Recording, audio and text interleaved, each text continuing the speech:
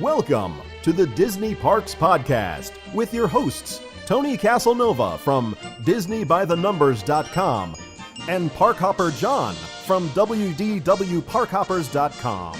Keep your hands, arms, feet, and legs inside the podcast at all times. And get ready for the Disney Parks Podcast. Have you ever purchased an app for your student that is nothing like what you've read in the store? iPrepGenius.com takes the guesswork out of choosing apps. iPrepGenius believes every child is capable of being a genius. From a community of educators who hand-select apps tailored to a child's success to online educational fundraising, they do it all. iPrepGenius.com because they care about students. Help build their future at iPrepGenius.com. It's your teacher's responsibility to teach your kids. It's everyone's responsibility to support them. Go check them out at iPrepGenius.com.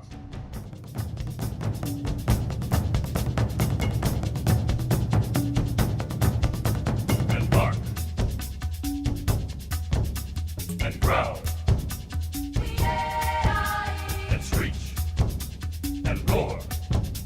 And stomp. And jump, and leap, and soar, and bark, and growl, and screech, and roar, and stomp, and jump, and leap, and soar.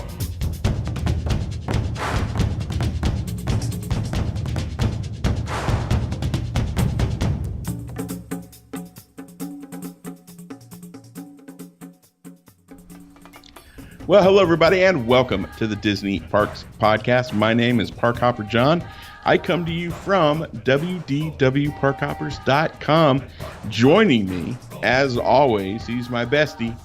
He's the lovable. He's the huggable. You can never, ever get enough of Mr. Tony Casanova from DisneyByTheNumbers.com. How are you doing, my friend? I am having an adventure of my life, John. That's a nice segue.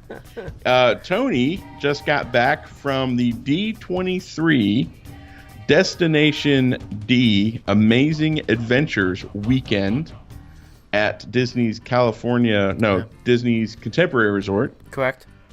How, just overall, real quick, how was it? It is like the Expo, but crammed into 2 days. Wow. You know, you're just basically sitting in the convention center ballroom for 8 hours for 2 days straight. Drinking from the Disney fire hose. Yeah, exactly.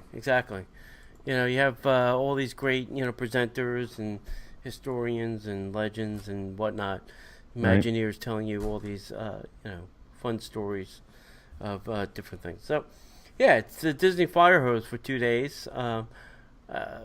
I didn't have to spend, waste a plane ticket,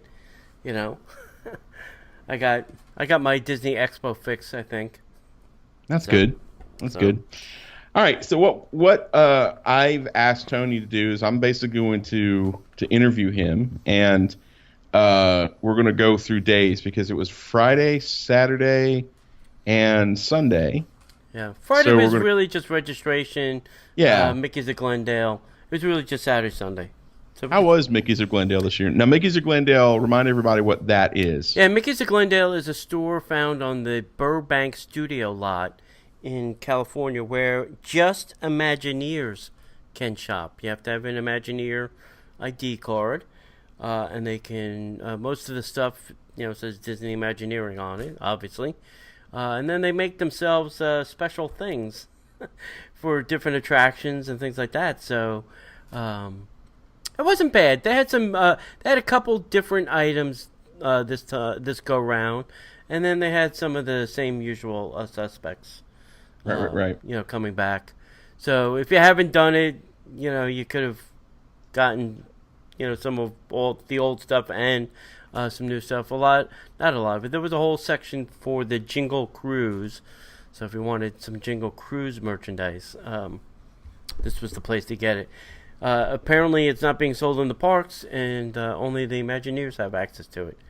Wow. Yeah. So like the Jingle Cruise, like the Jungle Cruise. Yeah, like the Jungle Cruise, but with the Christmas overlay. Yeah. That's cool. Yeah. So That's cool. All right. So that was Friday. So you just hit up Mickey's of Glendale. Let's talk about Saturday. Saturday morning, you got in there bright and early. So what was the first thing that you did on Saturday? yeah, the first thing was Jeffrey Epstein from D23 and Bob Chapek. Bob giving us his wisdom on all the crazy new things that are coming to the parks. He talked about it. Really, he didn't say anything about Disneyland. Nothing new coming to Disneyland. He spoke a little bit about Disneyland Paris. He talked about Hong Kong. He talked about Tokyo, Shanghai, and Disney World, but nothing about Disneyland. So that was interesting. And like I said, this was I felt Bob was more real. Bob can be very mellow, kind of monotone, kind of, we're going to build things over there, and it just sounds very droll and boring, but it seems like he had a little pep in his step. Did he get it? He was a little bit more committal, because that sounds like somebody who's really non-committal. I mean, I really want to talk about the things that are coming to the parks, but I really don't have a lot of solid information. So, we're going to do this, we're going to do that. And instead of being passionate about it, you're just kind of giving the company line. You really don't have anything to say. So you felt like he was really giving out good information. He was really engaged in it. Yeah, like he really wanted to tell us, give us a little taste of some of the things that are coming without overcommitting to maybe plans that have not been solidified yet, but giving us a little taste of, some of the things that we should be on the lookout for. I think it was a good conversation, and a lot of what he said kind of hit the news wire, in all the Disney feeds. So that's good, I guess. Yeah, it felt like to me that if you watched like Disney Parks blog or even Disney's www.news.com site, they had press releases at the ready, and it's like the minute that it was cleared off of his conversation with Jeffrey, it's like boom, published. Ding. And I bumped into Jeffrey at my event earlier in the week. So it's always great to see Jeffrey Epstein. If you don't know who that is, if you ever watched like the old D23 Disney Geek, he was that guy for a long time. He's super personable, super funny. He kind of remembered me, but he didn't remember me. And then I said, well, we met here a couple years ago, and he was like, at the member mixer. Yeah. And I was like, yep. So that was kind of nice. He didn't have to, but he worked really hard to try to remember me, and that was kind of nice. I love Jeffrey. I love what he does. So I'm sure that it was a great conversation with him and Bob. Yeah. So tell us about the next event. Was the look back at Walt Disney's True Life Adventures, and that was with Don Hahn, who's a film producer, and archives director Becky Klein. How's Becky doing? She doing well? Yeah, she's doing good. I think they both put on a really good, interesting presentation. If you've ever seen the Walt Disney's True Life Adventure TV movie series, it's quite spectacular. I mean, these people sometimes were in like the African Serengeti for up to 3 years on their own. Like this husband and wife team kind of just went out there and did this film. They built this special truck that they lived in and filmed in, and spent like 3 years out in the Serengeti, watching the lions or the monkeys or whatever. And it was very fascinating to hear and see some of these pictures that we've never seen before. The entire event, there was no photography, no video, no audio recording, no recording of any kind of... so there's nothing. There's like no pictures from, anything on social media, except for what Disney released. But they really showed us a lot of back behind the scenes on how these things are made, and it's quite fascinating. They did give us a little taste of the new... Oh, gosh, and I forgot what it was already. The new Disney nature film that's coming out soon. I don't remember what it is. Yeah, I can't remember what it is either. Gosh. Well, we'll have to go look it up and find out what it is. But Disney Studio did win 8 Academy Awards for this series. So it's not something that you should just kind of, it's just nature films. You should take a little time to watch these. Right. Yeah. I think Born in China was August. That was this year's one. What is next year's? I'm looking it up right now, so we're not totally stupid.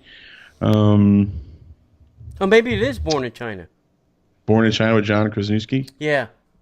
Yeah. Oh, okay. Well, that just came out in August, so. Yeah. Disney Nature's Born in China with the panda bears? Yeah. Mm-hmm. That was the new one they were giving us the spiel on. Cool. So then you had a little bit of a break. I'm basically looking at the schedule. Yeah, so sure. I'm not reading your mind. No. Dirty thoughts. But we got to, you got to hear from Albert Schweitzer, Harper Goff, Bill Evans, and the Wonderland of Nature's Own Design. There's really an Albert Schweitzer. No, it was a made-up character.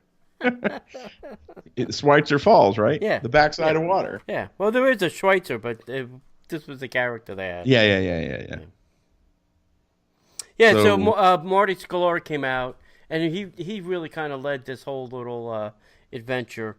And it was just, it was more nature stuff. More of how they made the films and how they did these things.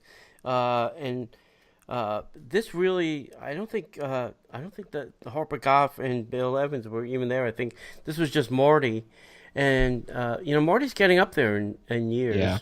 Yeah. And he was trying to use a laser pointer and had some difficulties with that. And they'd given him a real laser. Yeah. And he was like, oh, gosh, look at that. Sorry, kids. Yeah. I killed all the techs backstage. Yeah. But Marty, kind of brought us behind the scenes again and was kind of telling us some more, what I call the Party Marty stories. Nice. Because, you have to remember, too, and I was telling this to Jason Grant, one of the Imagineers. I said, this guy has been to the opening of every single theme park. He's the only person alive right now that can say that. Yep. So that says a lot, Yeah, absolutely. That says a lot. Absolutely. So, moving on, it says there was a special announcement from Walt Disney Studios Home Entertainment. I'm sure it was some movies coming out. Finding Dory, probably. Yeah, it was something like that. I can't even remember. It wasn't that exciting. No, you know what it was? It was the Pinocchio Signature Collection. Ooh, that's coming out. Signature Collection. Yeah, in completely remastered on HD on Blu-ray for the first time. Wow. Nice. And now they're calling it the Walt Disney Signature Collection. Great. Yeah. Great. Now I'll have to go buy that for $40. Probably more than that. For a movie that we all own 2 or 3 5 copies of. Yeah, exactly. I still have my VHS copy upstairs. I'm shocked you don't have the Betamax version. Me too. Yeah. Me too. Okay, so next you guys had Disney Adventurelands from around the world. That had to be cool. Tony Baxter came out for that, right? It was Tony Baxter, Jason Grant, and Luke Maynard. Now, our buddy Jason? Yes. I like hanging out with Jason. Nice. I was talking to him in the morning before everything kind of got started. Luke is the Imagineer who came from Shanghai. So you want to pay attention to follow his name. It's Mayrand, and he is the guy, the lead Imagineer, and had a lot of good stories.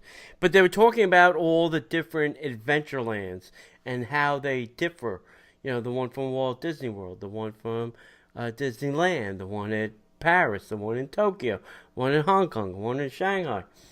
So how all these Adventurelands kind of differ from each other, but have also this weaving same kind of story into them. Obviously, the Adventureland, it's not even called Adventureland in Shanghai, it's called something else, is huge. Right.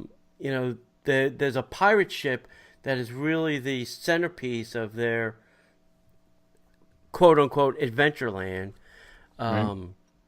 But, everything kind of is the same, but a little bit different. Hong Kong. Hong Kong's Adventureland does not have, like, a pirate theme. It has a different theming to it. I can't remember what it was. It's got a completely different theme. It's not pirate themed. It's something different because that culture doesn't, believe in pirates. They don't believe pirates exist, so I guess they don't travel to, places where there are pirates, legitimate pirates. Yeah. Like Somalia. Yeah. Somalia. Right. All right, fair enough. So, but that was good. Jason was kind of the moderator and let Tony and Luke, tell their stories of their adventure lands. Cool. Yep. And then next you guys had the Tales from the Jungle Cruise, which I'm sure was probably a very serious affair. Very serious. This was it 1, 2, 3, 4, 5, 6 Jungle Cruise captains. Skippers That have now all moved on to do something else. They were all Imagineers. Oh, man, it would have been cool if Weird Al would have shown up. Yeah, or John Lasseter, who was a skipper. Yeah, he's done something good with himself. So they were telling... I can't think of what it is, but it's something important. Something with a P. Yeah. Pirates. Payless shoes. Yeah, something like that. Whatever. It was very funny. These guys are... I think it takes a special person to be a Jungle Cruise skipper. Right. And, it's not your... You have to have a little wit and sarcasm, I think. Yeah. And they were kind of telling different stories, from there. There's, one that did it in Disneyland, one that did it here, and then they also spoke about this, I think it was Tokyo wanted to celebrate the skippers. So they had a contest where one skipper from each park would win a trip to Tokyo. Oh, wow. They kind of, each manager and some of the shift supervisors from each park, nominated people, and then this committee of John Lasseter, John's wife, and Marty went to each of the parks, drove the boat with them, as they were skippering, and then picked winners from each of the parks, and they sent them to Tokyo for this kind of, collaboration of skipper kind of things. And they just spoke about things like that and, some crazy things that, could possibly happen on a Jungle Cruise. I'm sure that's got to be a fascinating story. I think they were trying to hold back and keep it as clean as Disney as they could. Right. you know. Nice. So it seems, looking at the schedule moving on, you basically spent the rest of the day on Saturday doing Polynesian-themed resort. So at 3:45, you did the Polynesian Resort 45th anniversary. Right. Not only is it the 45th anniversary of the Magic Kingdom, it's also the 45th anniversary of the Polynesian. Right. And technically, isn't the Contemporary? Yes. Mm-hmm. So no big Contemporary celebrations for the 45th. Yeah, we kind of pushed that resort to the side. Yeah, we don't need to who needs that concoction of, So anyway, so what did they talk about in the Polynesian's 45th anniversary? Yeah, so it was more kind of a retrospect. They showed a lot of old pictures of what the resort really looked like back in the 1970s when it first opened. Right. And you're kind of shocked at, what it really did look like, and you're like, wow. I mean, there were only a couple of longhouses. It wasn't this big resort. There's nothing out on the beach. It was just this nice, big, beautiful white beach. Right. There was Sunset Point, which is now gone. It was just, very small and quaint and very interesting. And, that resort also has some of the longest cast members on property. A lot of them have been there 20, 30 years.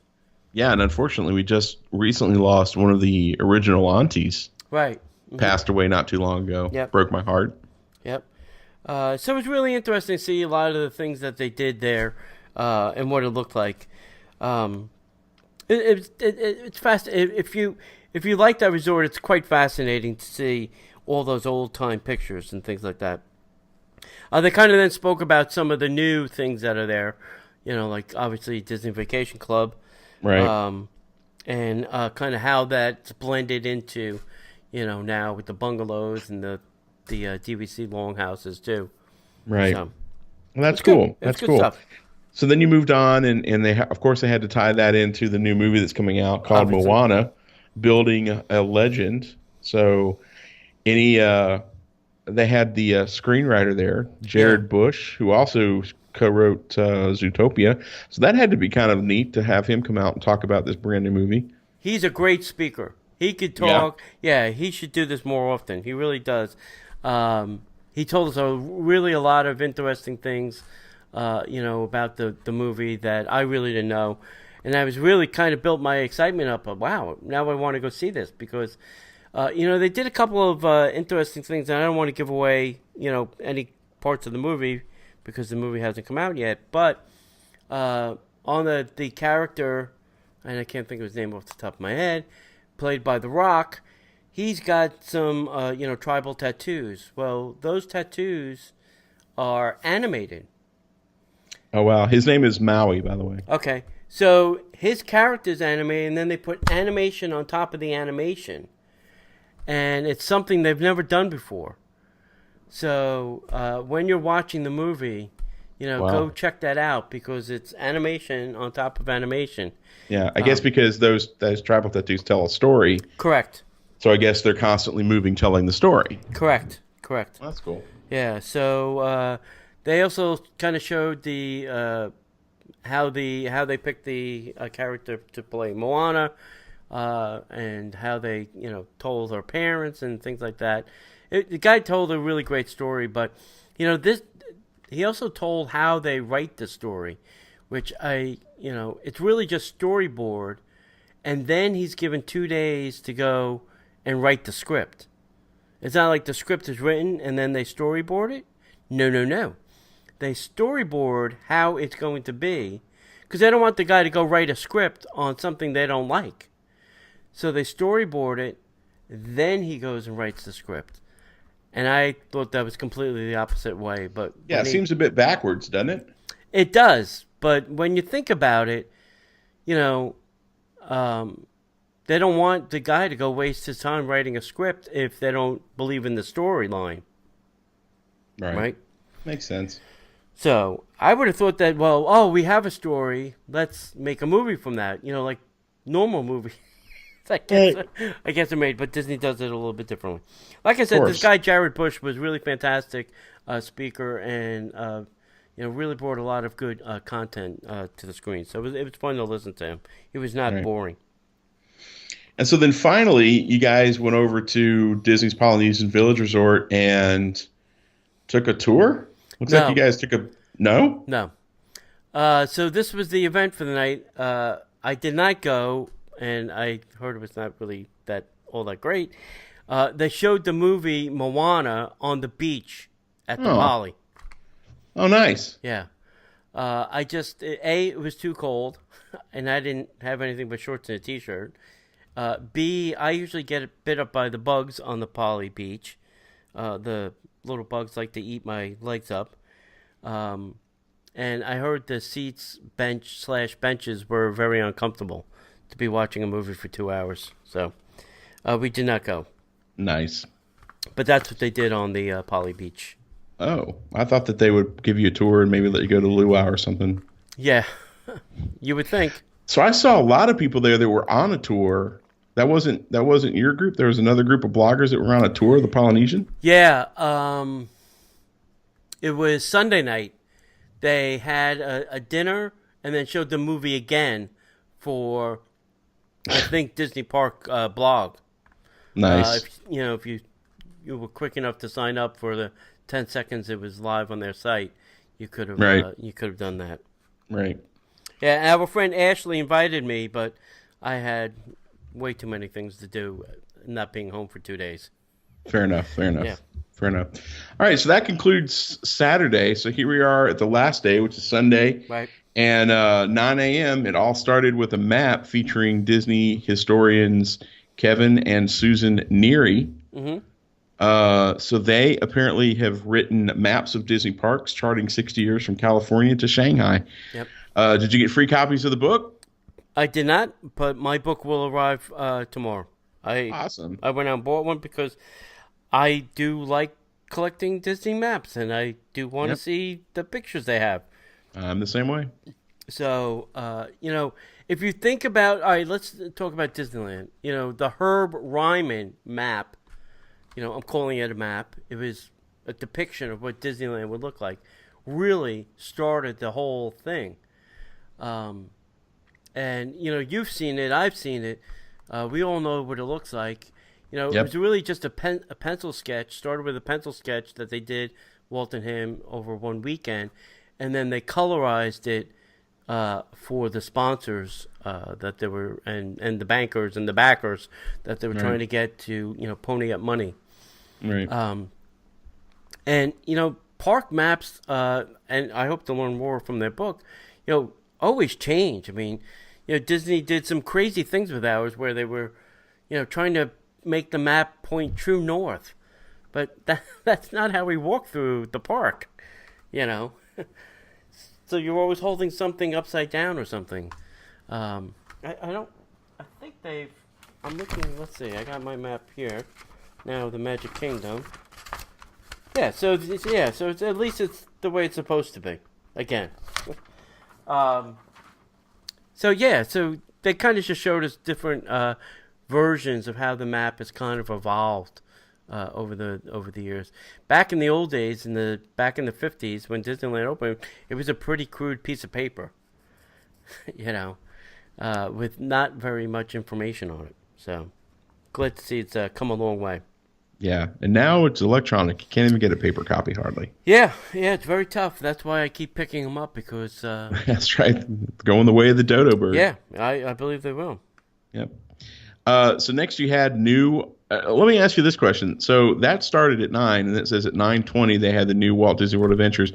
How were they doing time-wise? Did they pretty much stay on this schedule? Because this is a pretty damn tight schedule. Yeah, this was right on. I mean, for the most part, maybe a minute or two. 9:21 maybe 9:22 if you were lucky. And then when breaks, they, started it right back up on time. If you were late, you were late. So... Wow. All right. So next they had the new Walt Disney World Adventures. So I guess that is some of the new experiences. So this is kind of a rehash of stuff that you pretty much already knew. Kind of, sort of. This was the best entertainment by far of the weekend. This guy. All right. So there was 3 people on the stage. There was Caitlin Bouchard and Nathaniel Palma, who are the 2 Disney ambassadors, with Tom Vazanza, nice Italian name, who did the show for the Jingle Bell, Jingle Bam show. Now, I'm going to tell you this first. Go watch his video on the Disney Parks blog. He's just sitting there. Yes, kind of just telling you what he did with the show. Very nice and very calm. Sunday morning, this dude could not sit in a seat. Every time his butt touched the seat, he popped right back up. It was like the seat was too hot or something. This guy he was all over the stage. He was on the left stage. He was on the right stage. He had he showed us the whole show. Then he ran the show again, and he would stop and he'd go, all right, here, look here and here and here. And look what we did with the lights here. Look what we did with the snow here. See this? We didn't expect this. And kind of laid out the whole show, told us, every scene of the show, every act of the show, and broke it down for us. But the guy was so energized and electric. And he's like, my parents love me. Oh, wait, did I tell you I'm from New York? Did I tell you I'm from Cincinnati? So, but wait, hold on. Did you see this part in the show? He was just all over it, but very entertaining. So, that's why, I was asking you about the show because this guy made it seem like it was the best thing since sliced bread. Yeah, well, that's pretty darn good. I mean, I'm still a fan of the Star Wars one, but right. But that's just me, only because I'm a nerd. But it's pretty darn good. I mean, there's a lot of cool things. I don't want to spoil too much for people out there, but right. The videos don't necessarily do it justice either. So yeah, They do snow throughout different parts of the show, and then they shoot lasers across it, and to me, it looked like ribbon. Right, that's exactly what he said. So, I don't want to ruin anybody's fun, but that snow has a little metal in it, little metallic. So when the laser hits that snow, that's what gives it that ribbon effect. Yeah, it's pretty amazing. Yeah. The other thing, too, is all the animation in this is brand new. This is not ripped from movies and reused. This is all brand new animation that they did for this show. Oh, okay. Well, I beg to differ. The scenes may be from the movie, but they had to redo it so that it would fit into the containers that they wanted to put it in. Fair enough. All right, cool. So. Yeah, fair enough. All right, so then you guys had a little bit of a break, and then you came back to Magic Journeys, 45 Years of Walt Disney World Adventures with Jason Grant and Alex Wright. Yeah, obviously, Jason and Alex are always funny together. Right. They're funny separate, but they're funny together, too. And this was just kind of different. This was 45 years of kind of different attractions like Mr. Toad, things that are no longer kind of in existence, but just kind of broke down some attractions that we've had over the years here in Walt Disney World, and some little tidbits and stories behind them. Jason does a lot of the graphics for attractions, so he's pretty persnickety about, he can look at, some attraction poster or something, tell you what's right and what's wrong about it. Also, the two of them love what they call wall carpeting. We all know a lot of the attractions back in the day had carpeting on the walls rather than stuff. And some of it still exists today. There's some wall carpeting still around at Walt Disney World. And they always like to point out to us where all the wall carpeting still exists. They did also take us on a little history, a little kind of tour of If You Had Wings. I think most Disney fans will know that attraction. It was sponsored by Eastern Airlines, and it was an Omni mover with some crazy projection stuff, and that was one of the things that I first saw that I kind of fell in love with, and that's why I kind of fell in love with Disney. I was like, wow, this is cool. It really wasn't when you see it. And then Alex's brother had a video of a complete ride through from queue line to exit of If You Had Wings, and they think it's probably the best complete from queue line to exit video of the attraction that they have in the archives right now. So that was pretty funny that Alex's younger brother was doing that back in the day. He was able to capture each one, because it kind of showed you stuff on the left and showed you stuff on the right, or showed you something in front of you, and he was able to capture each one of those individual things. Right. Pretty well with his little handheld camera back in the day. What would be cool is now that we have the three almost 360 degree perspective cameras. Yes. What would be cool is if Disney would go through each of the attractions and do that for all of the attractions, and then we can actually literally walk through the attractions and see everything. For some of the dark rides, it would be difficult, but that'd be kind of cool. Right. It would. It would. At least just for their purposes of archiving them. Right, exactly. If they put them out on YouTube, I wouldn't be upset. Yeah, I wouldn't either. Yep. Well, next you had the, I guess what was probably heralded as the biggest news drop was Pandora, the World of Avatar, and you actually had, I would be geeked out to see Joe Rohde in and of itself. Right. That John Landau was there. That'd be pretty cool to see him. And then James Cameron actually deigned to show his face Right. on Disney properties. So what was that whole thing like? It looked like you had a nice, good 55-minute conversation with those three guys. Yeah. John Landau wasn't there. It was just James Cameron and Joe Rohde. Nice And- advertised Disney. Yeah. And apparently he missed his flight, or I don't know what the hell his problem was. He's like, D23, what the hell are they talking about? I got better things to do.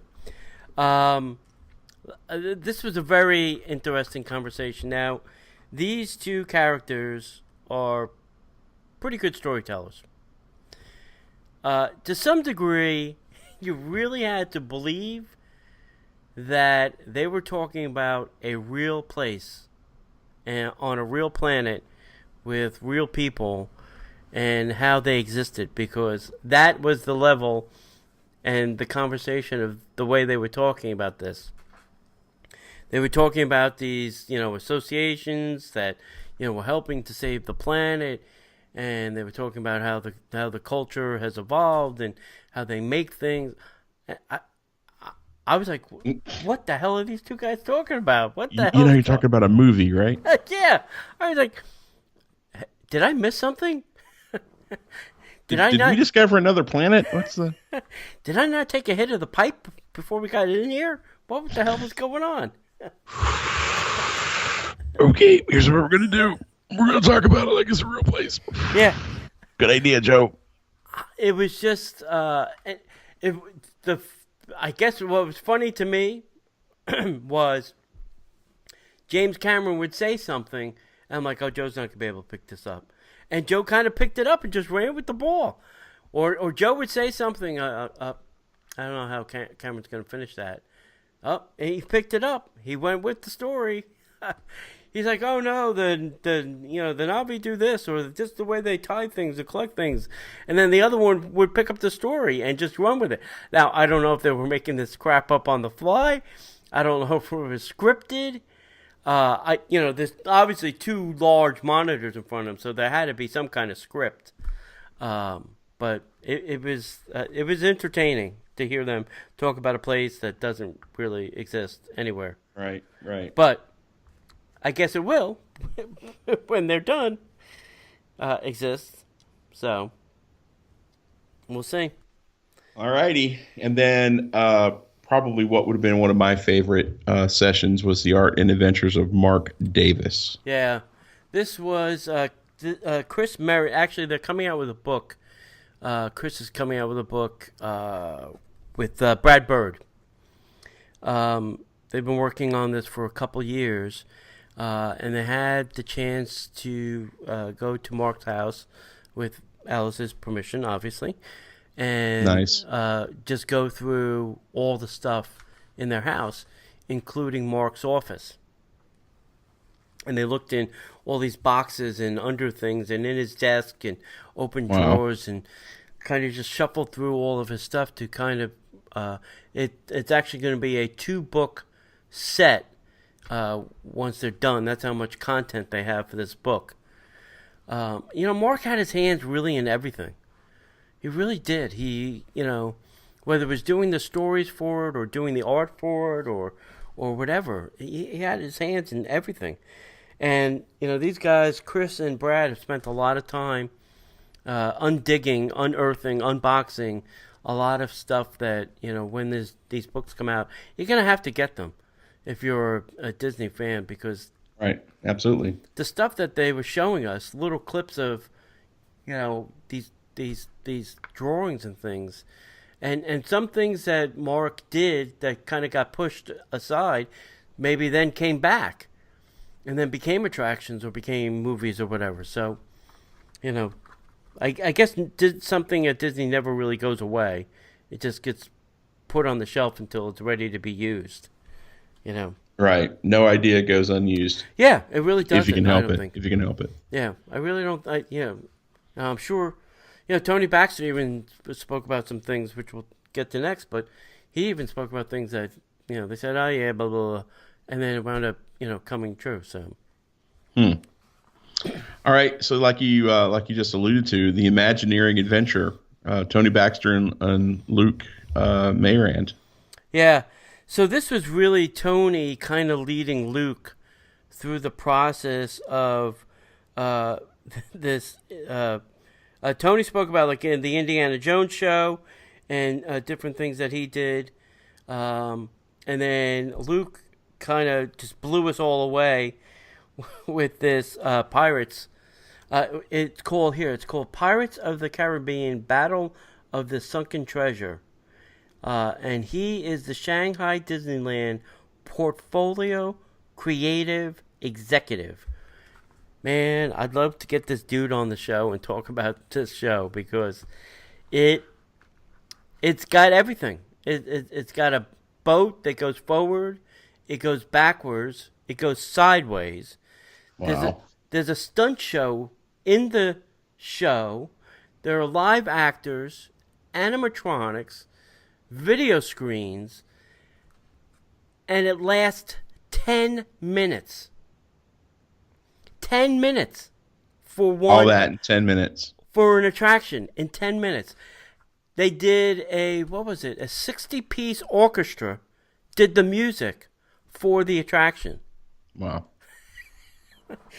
I'm telling you, this thing is crazy. Absolutely crazy. Now, that's not it. Also in the pirate show or attraction building is a pirates stunt show. Okay? Yeah, I've seen video of that. So you've got the stunt show in the same house in the same building as the attraction, the big attraction. Right. So the stunt show, I forgot how many actors he says. It's got a lot. It's got a big cast. There's a lot of technical pieces, a lot of moving parts. They have this huge, those skydiving fans, where you skydive and you the wind turbine. Yeah, they've got one of those in the show. Yeah, where the guy, I've seen the video. Where the guy kind of falls off and then falls onto the fans like, whoop. Yep. It's just spectacular. He kind of made the stuff that Tony Baxter did look like child's play. It was very tough because, it was kind of like the old school and the new school, kind of telling their stories, It was tough. Well, technology, I've talked about it. I talked about it today. I read an article where, they talked about the way the memory chips, every 18 months they double in size, right. double in size of what they can store. Right. And that time frame is decreasing and getting shorter. And technology is expanding at such a rate where companies are starting to ask themselves, what world am I waking up in today? So you've got Imagineers, older Imagineers who are used to doing, things the Walt Disney way, and now they're having to actually think way outside the box. That's why I think, companies that, like Universal with the way they did Diagon Alley, and I hate to keep talking about it all the time, but it really is pretty amazing. Yeah. They really did think outside the box, and they really did out Disney in that attraction. So it's interesting to hear the Imagineers and what they're doing, and that Shanghai Disney, that whole park just seems to be insane. And I think that's going to have to be the way of future attractions. The Guardians of the Galaxy attraction that's rumored for Epcot is going to have to be on the same level as like Tron for us to even hold a candle to what they've got over at Shanghai. Right. Yeah. I think you really have to step up their game because I think guests are looking for that higher watermark experience now. I don't think things like It's a Small World and Pirates and Peter Pan, yes, those are cute, they're classics, but I think people want more now. We've had a taste of the future. Now we want to see it. Yeah, and kids, the younger generation, the absolute worst, man. They're demanding that they Disney and other theme parks step up their game. They're going to have to, because why am I going to want to go to a park to experience kiddie rides, for the sake of argument, kiddie rides, when I can go to virtual theme parks online. Right. With the technology of the I don't know what Google Glass and the wearable technology, you can be totally 360 degrees immersed. Yeah. Why would you go stand in line for 2 hours to ride one single ride? And that's kind of goes with the things that we've talked about before, like that nostalgia that people keep hanging on to. That Disney's losing out. So that's exciting to hear how Imagineering is starting to take bigger and better steps. They just need to bring it to the United States, kids. Yeah, exactly. Yeah. So next, you had guiding animals through change. Yeah, so the last two things there on the list, I left early because I had to tap out. I just couldn't sit anymore. I was done, and I was hungry, and I bailed on the rest of it. The other two things that were left. There was supposedly something in the Magic Kingdom, but I don't think they did it. From what I hear, they didn't do anything exciting. They just let us go to the park, as far as I know. I haven't heard anybody ranting or raving about anything. So yeah, if it's anything like the media thing, they just, it's just like, okay, what are we going to do in the evening? Let them run loose in the Magic Kingdom, or let them run loose at Disney Springs. And that's why the tickets were so expensive, because you're basically paying your way into the park. Yeah. So that was that. The other things they had at the Destination D was they had a display of the Ethan Allen furniture. Some of it's nice, but oh my God, I need a mortgage. I mean, this stuff is not cheap, kids. Where is it? They gave us this catalog. I don't even know if this thing has got prices in it. They probably didn't want everybody to have a heart attack at home. Oh no, it does. So they have it's a white and black chair with Mickey silhouettes on it, and it starts at $1,229 for a chair. As shown, it's $1,479 for a chair. I looked at some of the bedding online. I think queen sheets with like a Mickey silhouette was $179. Well, what's the thread count on those bad boys? You can get higher thread counts than that.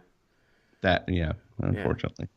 Yeah. Here's a twin bed with so it's just it's a bed with a red headboard that's got a little Mickey diamond thing in it. $1,339.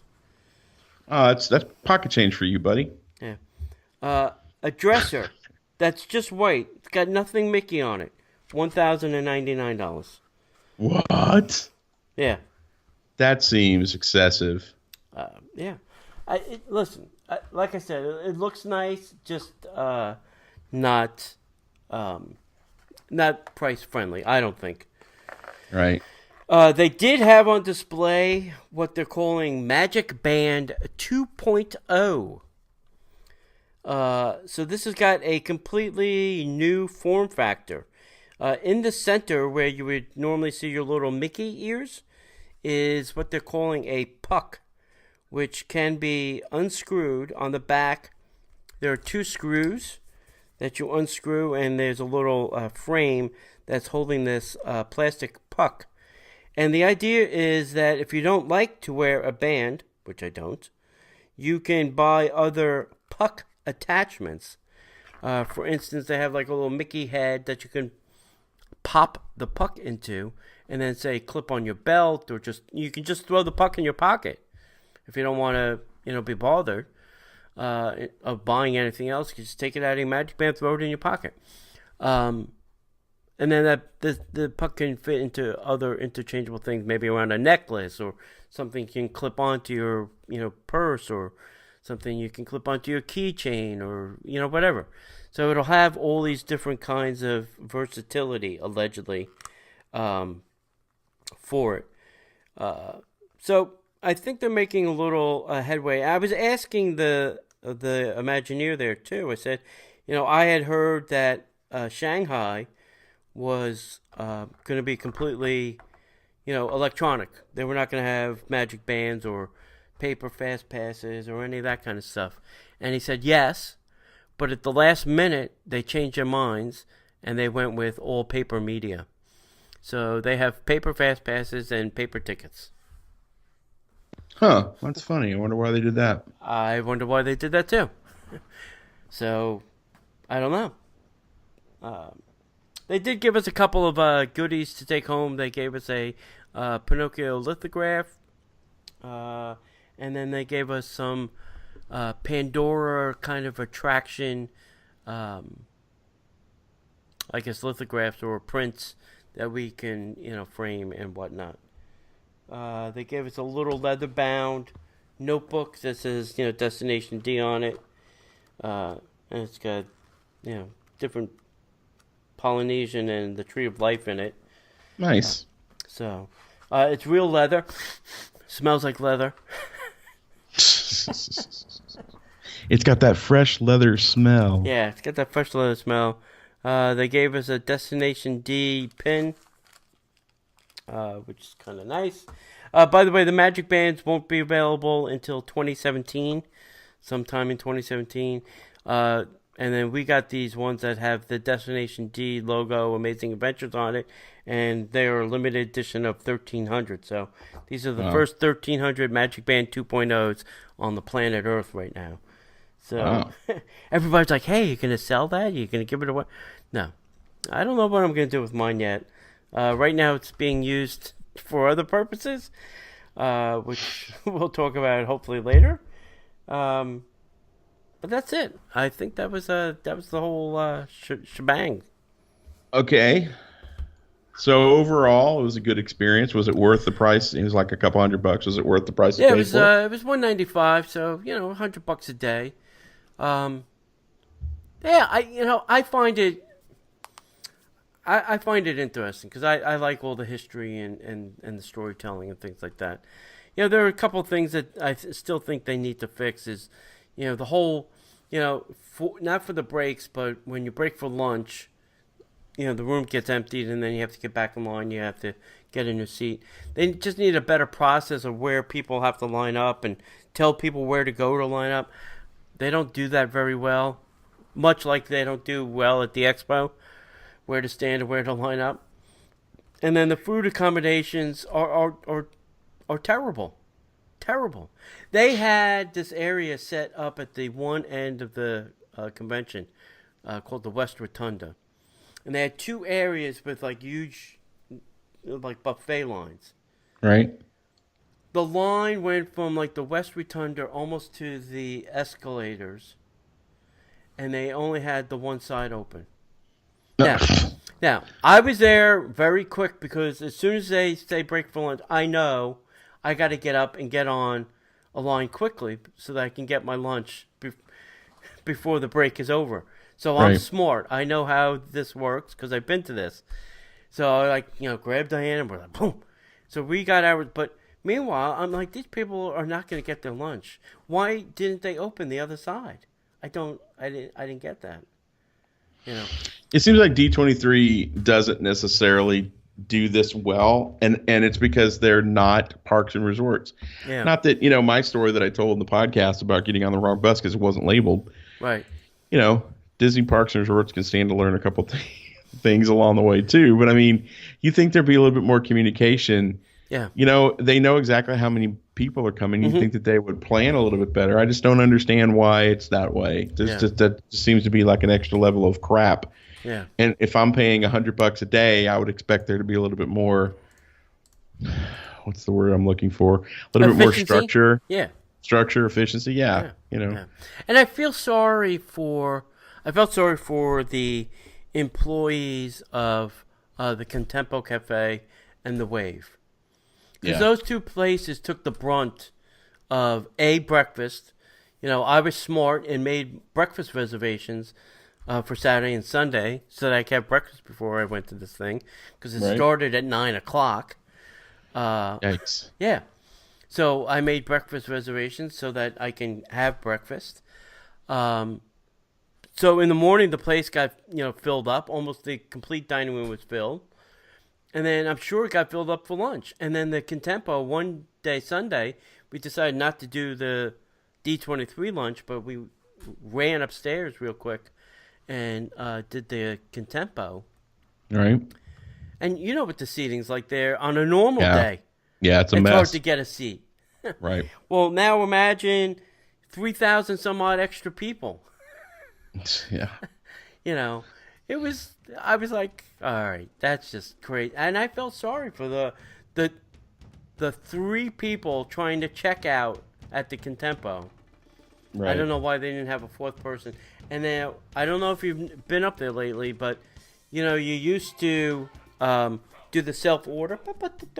Yep. And then you would get like a pay for it and get a beeper. No, that's not the way Right. they do it anymore. Now you God. have to go in line and you order from the cashier. They give you a table tent thing with a number on it, and then somebody brings your food out. Now, there's like 3 people trying to run around with a tray with a slip going 39, and they're trying to look all over the Contempo for number 39. You know, it's a sea of people. You know, like it was only me and Diane sitting at a 4-top, and 2 other guys were sitting at the other 2 seats because, you know, everybody wanted to sit down and have lunch. So Right. it was crazy. It was mayhem. Right. So All right. Well, thanks for bringing back that report, buddy. It's good. yeah, that's good. It's good. If you get a chance, definitely do it. I think it's worth it. I if you're a Disney fan, you'll enjoy it. It's mini D23 Expo. Right. You know. Cool. All right. Well, with that, I guess all we have to say is we'll see you in the parks.